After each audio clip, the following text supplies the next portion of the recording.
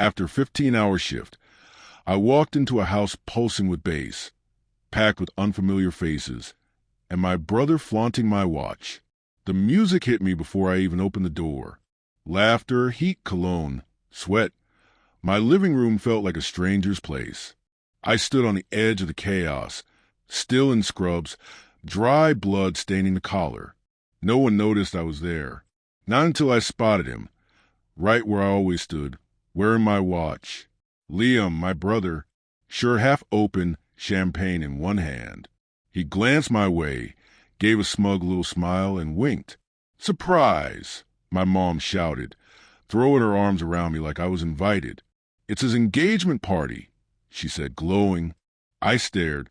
"Whose?" "Liam's, silly," she giggled, like I'd somehow forgot my role in the story. Then Dad, expressionless, unreadable, pressed my car keys into Liam's hand. "The Audi's yours now," he told him.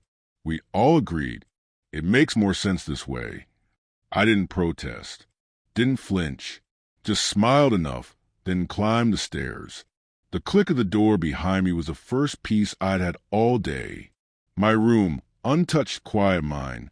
I packed 2 bags, one for clothes, one for what mattered. By morning, the driveway was empty and a letter was left on the table. No one read it out loud. We used to be close. Liam was the loud one, the one who drew people in. I was the quiet one, always there in the background, cleaning up after him, covering for his mistakes. Mom used to say he just needed guidance. Be the big brother he admires, she told me. So I gave him my time, my money, my silence. In return, he gave me jealousy. And then he took everything else. It started subtly. My car declined. Then I checked the accounts. Our joint savings? Gone. The emergency fund I built for Mom's surgery? Transferred to a familiar name. Liam. I didn't react. Didn't ask. I waited. I watched. Weeks went by. He bounced between jobs, always figuring things out. Then came Rhea. She was the type who scanned every person in the room, but only ever admired the mirror. She once asked what I did. I said I was a trauma surgeon. She blinked. So like a nurse? That should have been my cue to walk away. But I didn't. Soon, she was in my house more than Liam.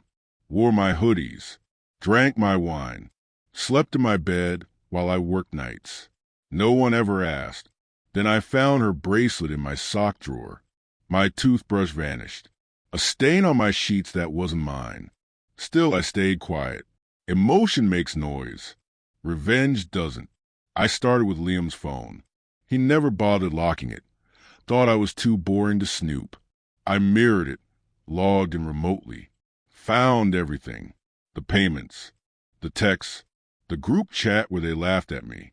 He won't say a word. He's too grateful. You should see his face when I wear his clothes. Like dressing a ghost. I'm marrying this idiot. Then we split everything. Free ride. They even had a date. June 12th. A rooftop downtown. Paid for entirely with my money. That's when I moved. I quietly had the lease transferred. Just to me, Liam didn't even notice. His name had never been on it. My parents just assumed everything was his, because it never felt like it was mine. 1 week before the engagement party, I changed the locks, canceled every utility listed under him, filed a theft report for the Audi. It was still in my name. Claimed it disappeared while I slept. The officer was kind. I looked drained. He believed me. The car was towed 3 days later. The stereo system? Still missing. Then I called Rhea. She was at work. I pretended to be drunk, slurred my words, said I missed her. She laughed. Wrong, brother, sweetheart. Am I? I replied and hung up. The next morning, I posted screenshots of the group chat to my mom's Facebook. She didn't see them, but my aunt did, so did half the extended family. They called her a gold digger, called Liam a parasite, said they regretted the vote. The letter I'd left on the table, it wasn't a goodbye. It was an invoice. $87,394.34. Every cent listed: rent, food, repairs, gas, insurance. A note: this is what I paid for since Liam moved in, since he became the favorite. You can pay me back when you're ready, or don't. Doesn't matter now. They tried to call. I didn't answer. I moved into a condo close to the hospital, paid for with the emergency fund. They fumed. Funny how money stretches further when you stop funding someone else's ego. Last I heard, Rhea left Liam 2 weeks before the wedding, took the ring, told everyone about the creepy older brother who never blinked. Liam tried to go home. Dad couldn't meet his eyes. Mom started therapy, asked if I'd go with her. I didn't reply. They say revenge is best served cold. I disagree. Revenge is best served quietly, with clean hands. Let them suffocate on the silence they gave you. Let them wonder how long you knew. Let them realize far too late that the calm one was always holding the knife.